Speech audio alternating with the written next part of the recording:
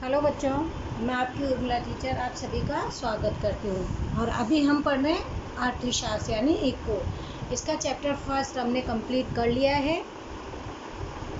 इसमें अगर किसी को भी कोई भी प्रॉब्लम हो तो पूछ सकते हैं। अर्थशास्त्र था हमारा पहला चैप्टर, विषय प्रवेश के बारे में जानकारी प्राप्त करी थी।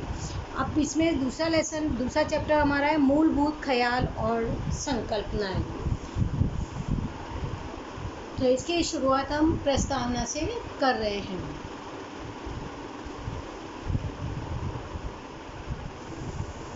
मानव के आर्थिक व्यवहार का अध्ययन अर्थशास्त्र में होता है। ये जो मानव व्यवहार है, मानव क्या करता है, किस प्रकार से करता है, इन सब की जानकारी अगर हमें प्राप्त करनी है तो किसके जरिए करेंगे? अर्थशास्त्र के जरिए हमें इसकी जानकारी प्राप्त होती है, यानी इसका अध्ययन हम अर्थशास्त्र में करते हैं। अर्थशास्त्र के अध्ययन की शुरुआत में कई आधारभूत ख्याल और उसका विस्तृत अर्थ समझ लेना अनिवार्य है। लेकिन इसका एक ख्याल ये है कि सबसे पहले इसको हमें अच्छे से समझना पड़ेगा, जानना पड़ेगा, क्योंकि ये ख्याल बार बार उपयोग में आते हैं, बार बार हमारे मन में कई विचार हमारे मन मस्तिष्क में उपस्थित होते रहते हैं।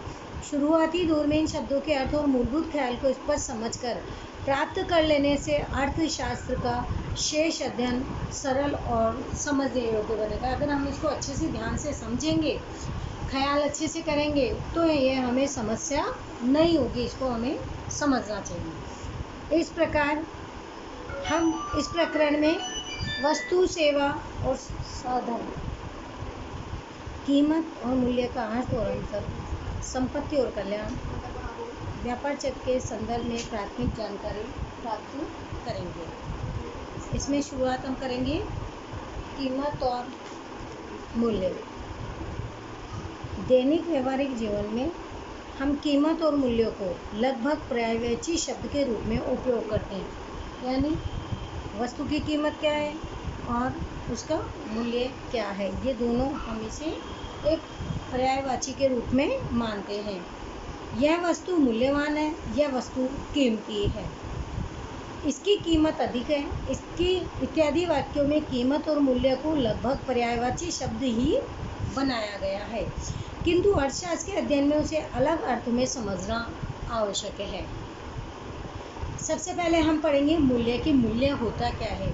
कीमत और मूल्य का अलग से स्पष्ट अर्थ समझने के पूर्व मूल्य का अर्थ जानना आवश्यक है।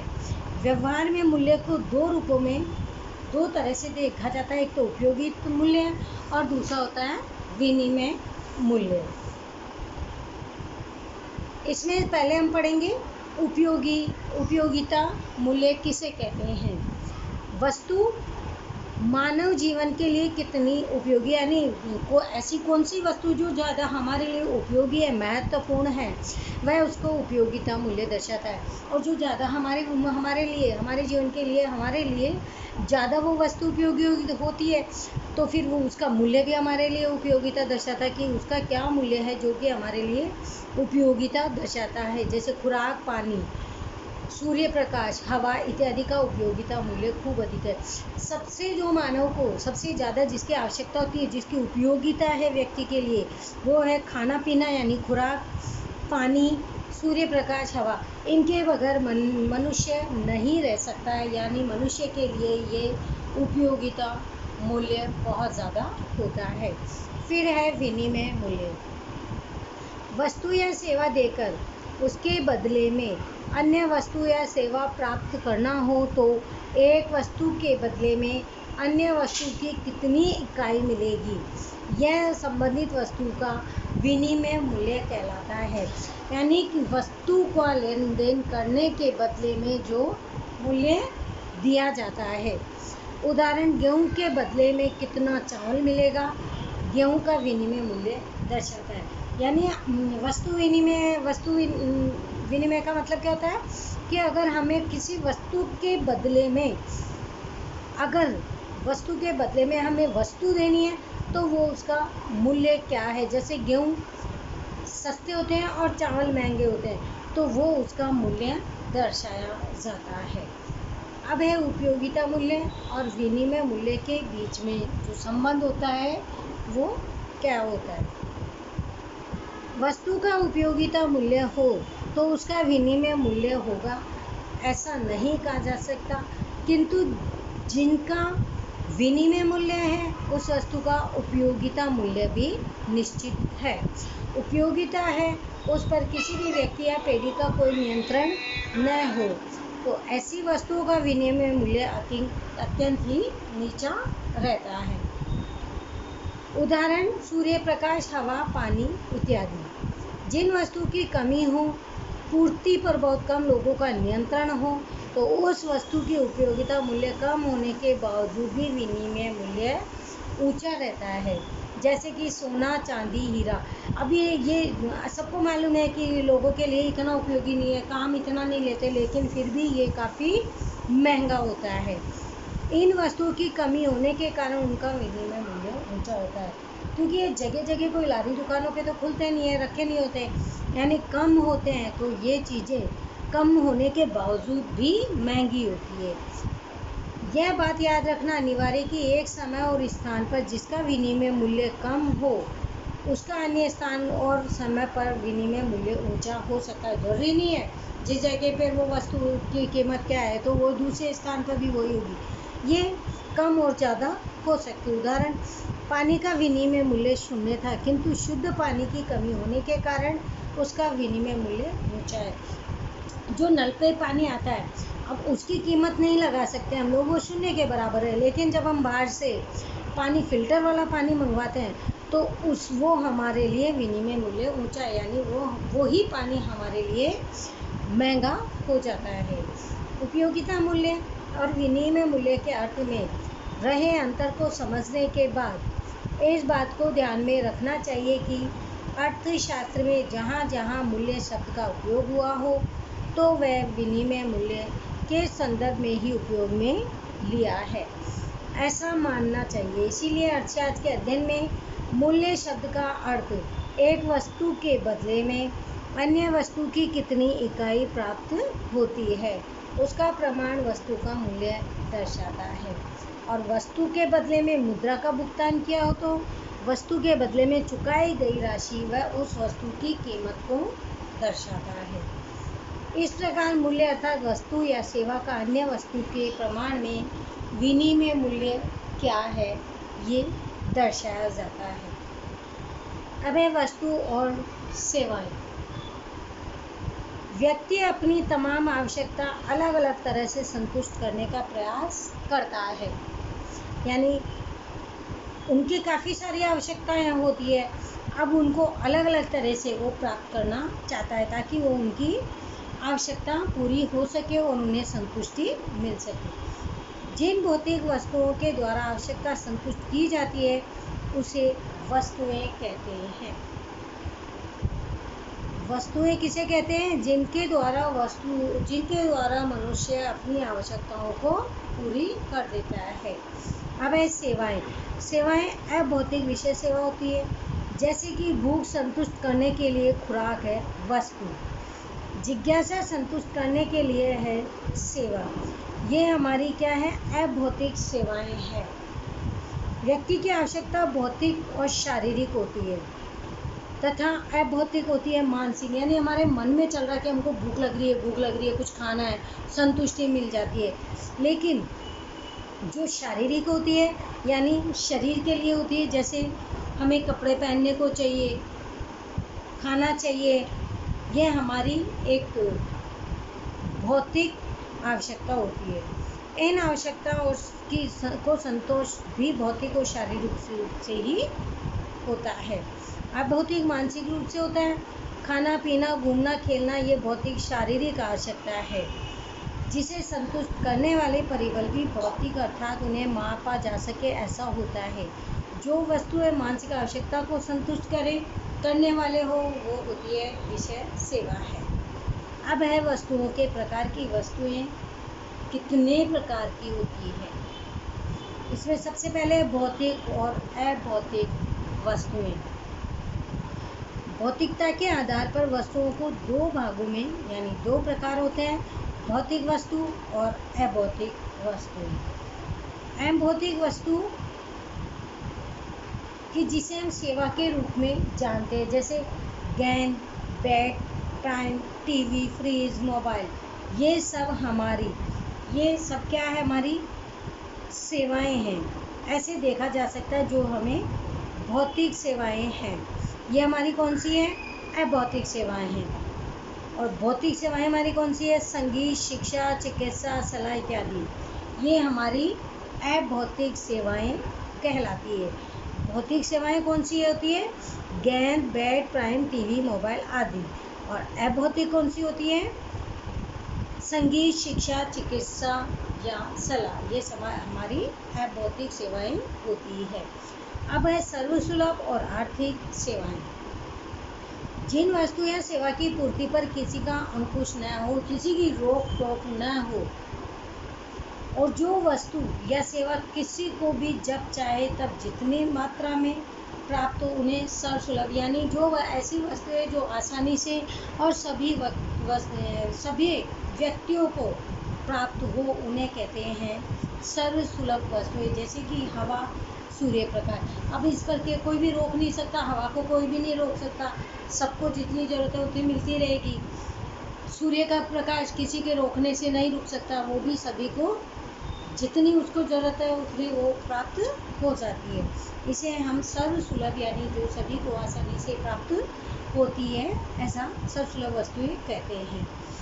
जिन वस्तु की पूर्ति को नियंत्रित किया जा सके, ऐसी वस्तुएं जिनकी पूर्ति को रोका जा सके, नियंत्रण किया जा सके या कमी की जा सकती हो, जिसका क्रय विक्रय किया जा सके, यानी खरीद भी सकते हैं, बेच भी सकते हैं, उसमें नियंत्रण होता है, ऐसी तमाम वस्तुओं और सेवाओं को आर्थिक वस्तु या कमी वाली सेवाएं कह सकते हैं।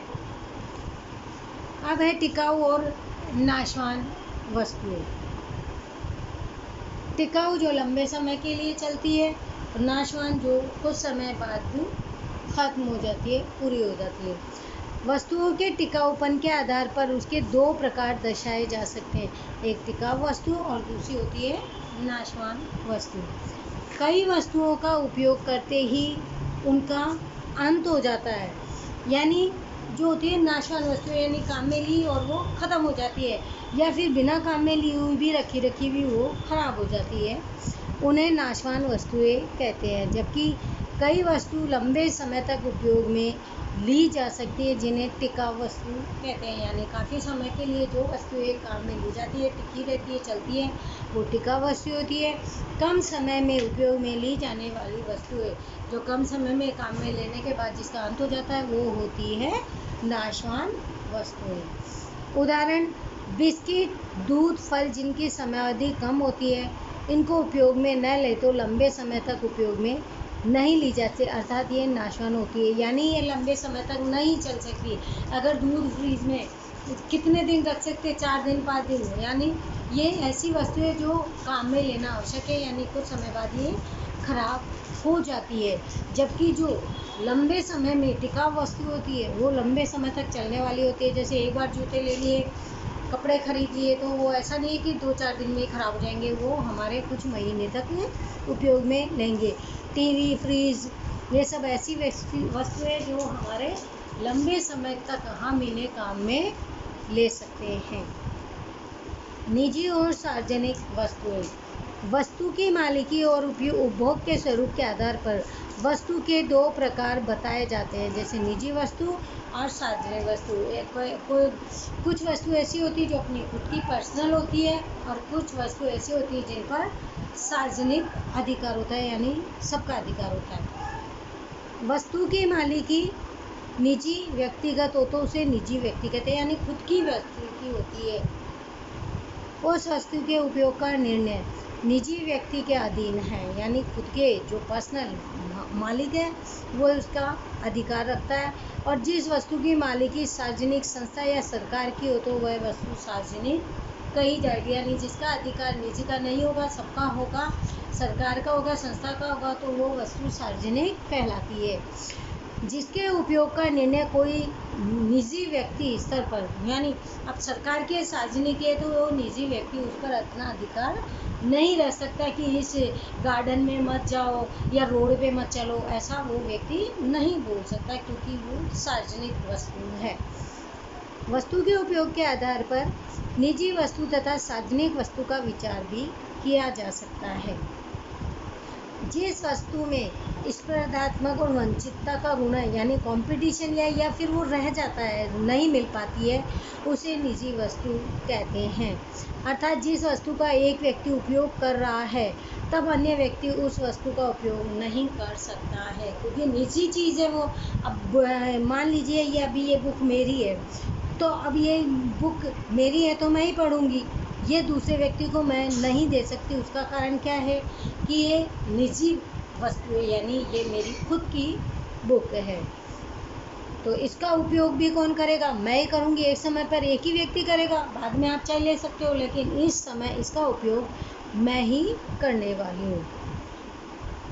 ये स्पर्धात्मक का गुण रखती है, यानी ये कंपटीशन है। होड़ भी हो सकती है कि ये देखिए ये 2 जने पढ़ रहे हैं, 2 जने कैसे पढ़ सकते हैं, हमारा है तो ये हम ही इसको काम में लेंगे।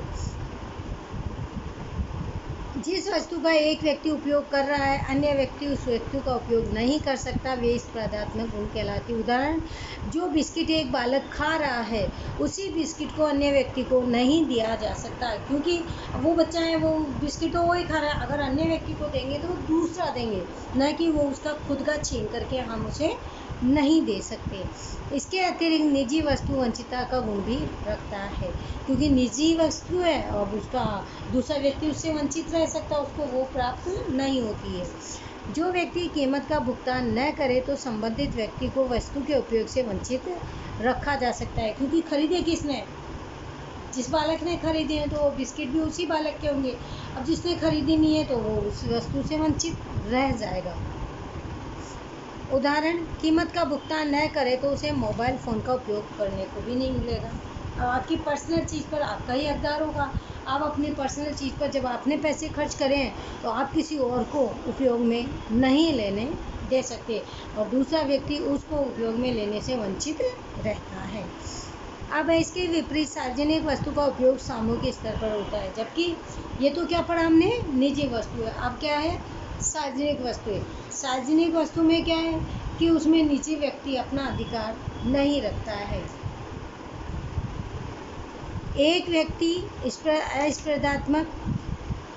इसके विपरीत सार्वजनिक वस्तु का उपयोग सामूहिक स्तर पर होता है, क्योंकि सार्वजनिक है, सभी के है, तो उपयोग भी सभी व्यक्ति उस पर करते हैं। वे अस्पर्धात्मक और अचिंता का गुण रखते हैं। उसमें वंचित रहने का कोई मतलब ही नहीं है, क्योंकि सार्वजनिक है, सबकी है, सब उस व्यक्ति उस वस्तु को काम में भी लेंगे और सब उसका उपयोग कर सकते हैं। अस्पर्धात्मक अर्थात एक वस्तु का उपयोग करें फिर भी अन्य व्यक्ति के उपयोग में कमी नहीं आती। अब गार्डन इतना बड़ा है, एक व्यक्ति एक जगह बैठा है तो उससे दूसरा व्यक्ति वंचित नहीं रह सकता, दूसरा व्यक्ति भी वहीं पे उसी गार्डन में कहीं और बैठ सकता है। उदाहरण, बगीचे को लाभ एक व्यक्ति ले तो दूसरे को लाभ में कमी नहीं होती है, क्योंकि वो सारा गार्डन पे तो कुछ कवर कर नहीं सकता। अवंचिता अर्थात जो कीमत नहीं चुकाता उसे वस्तु या सेवा के लाभ से वंचित नहीं रह सकता। अब उसमें कौन सा गार्डन में कोई किसी को पैसे देने होते हैं, या रोड पे कौन कोई पैसा देता है? यानी सभी को अधिकार है, कोई भी इससे वंचित नहीं रह सकता है। संक्षेप में, जो निजी मालिक है व्यक्तिगत तौर पर उपभोग करते हैं, उसके उपभोग का क्षेत्र सीमित होता है, क्योंकि वे निजी वस्तु है। जिन वस्तुओं का उपयोग सामूहिक स्तर पर किया जाता है, जिनकी मालिक सामूहिक सरकार की हो, जिसके उपयोग का क्षेत्र भी विशाल होता है और वे सार्वजनिक होती है। संक्षेप में अगर हम कहें कि जो निजी वस्तु है उस पर अधिकार एक व्यक्ति का होता है, लेकिन उसमें क्या है, वस्तु यानी खर्चा भी उसी का होता है, तो वो एक सीमित मात्रा में ही उपयोग कर सकता है। लेकिन सार्वजनिक में क्या होगा, उसका विस्तृत उपयोग करने के काम में आता है। सार्वजनिक है तो उसका विस्तार भी बड़ा होता है और उसकी सेवा का लाभ सभी व्यक्ति ले सकते हैं। अब है उपभोग की वस्तुओं और उत्पादन वस्तुएं। उपभोग की वस्तुएं और उत्पादक वस्तुओं में मानवीय आवश्यकता संतुष्ट करने वाली वस्तुएं दो तरह से मानवीय आवश्यकताओं को संतुष्ट कर सकती है, प्रत्यक्ष और परोक्ष रूप से। मनुष्य की आवश्यकताएं जो भी है उन वस्तुओं को यानी उनकी आवश्यकताओं को पूरी दो प्रकार से की जा सकती है, दो वस्तुओं के माध्यम से की जाती है, परोक्ष और प्रत्यक्ष और परोक्ष रूप से। उदाहरण, खुराक मनुष्य की आवश्यकता को प्रत्यक्ष रूप से संतुष्ट कर। जिस समय व्यक्ति को भूख लगती है तो उस समय उसे क्या करना है, खाना ही है, यानी ये उसकी एक प्रत्यक्ष रूप से संतुष्टि प्रदान करती है, यानी वो खाया, उसको संतुष्टि मिली, उसको भूख की संतुष्टि उसे मिल जाती है, यानी उसने अपनी आवश्यकता को पूरी कर ली। जबकि खुराक तैयार करने के लिए बर्तन परोक्ष रूप से आवश्यकता को संतुष्ट करते हैं। हम आपने अपनी संतुष्टि तो कर ली, लेकिन जिसमें हमने बनाया वो भी आवश्यक है। अब वो बनाया वो क्या है? परोक्ष रूप से, यानी जो बर्तन काम में लिया है वो हमारी परोक्ष रूप से संतुष्ट करते हैं, यानी आवश्यकता हमें किसकी है? परोक्ष रूप से वस्तुओं की भी हमें आवश्यकता होती है। कपड़े प्रत्यक्ष रूप से आवश्यकता को संतुष्ट करते हैं। हम जो कपड़े हमें जो चाहिए वो हमारी आवश्यकता को पूरी कर रहे हैं, क्योंकि हमें ये चाहिए, हमें ये पहनने हैं। जबकि कपड़ा बनाने के लिए उपयोग में लिए जाने वाला कपास, क्योंकि वो हमें दिखाई नहीं दे रहा, हमारे कपड़ों में हमें दिख रहा है कपास का है, वो हमारा अप्रत्यक्ष उपयोगिता है, यानी इसकी हमें आवश्यकता है। अगर वो चीज़ हमारे पास नहीं होगी तो हम अपने वस्तुओं को काम में नहीं ले सकते। अपने उत्पादन को उपयोग में लिए बिना वाले साधन आवश्यकता को परोक्ष रूप से संतुष्ट करते हैं। इस प्रकार जो वस्तुएं प्रत्यक्ष उपयोग के द्वारा आवश्यकता को संतुष्ट करती है उन्हें उपभोग की वस्तुएं कहा जा सकता है, यानी ये हमारे को काम में लेने वाली वस्तुएं जिनकी आवश्यकता के द्वारा हम अपनी संतुष्टि कर सकते हैं। जो उत्पादक प्रक्रिया में भाग लेकर तुष्टि गुण का सृजन करने में मदद रूप हो वे उत्पादक वस्तुएं कही जाती है, यानी जो छुपी हुई चीज़ होती है और आवश्यक भी है वो होती है उत्पादक वस्तु उन्हें कह सकते हैं। जैसे ट्रैक्टर उत्पादन में उपयोग में ली जाने वाली मशीन इत्यादि। अब ये वस्तुएं ऐसी है जो काम में नहीं लेंगे तो हम उत्पादन में अगर नहीं ले तो हमारी फसलों की कटाई नहीं होगी, यानी इन सब की आवश्यकता हमें अधिक होती है।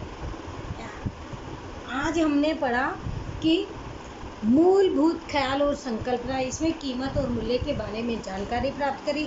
फिर हमने क्या पढ़ा इसमें कि वस्तु और सेवाएं कौन सी होती है, वस्तु के प्रकार हमने पढ़े जो आसानी से मिल जाती है, भौतिक और टिकाऊ होती है, निजी और सार्वजनिक होती है। और उसके बाद हमने उपभोग की वस्तु और उत्पादन वस्तुओं के बारे में जानकारी प्राप्त करी। तो अब आज का लेक्चर हम यहीं पर रोकते हैं, आगे का कंटिन्यू करेंगे हम आने वाले समय में, यानी कल कंटिन्यू करेंगे संपत्ति और कल्याण से। आपको इसमें कोई प्रॉब्लम हो तो आप हमें पर्सनल कॉल से पूछ सकते हैं। तब तक के लिए thank you everyone, good bye.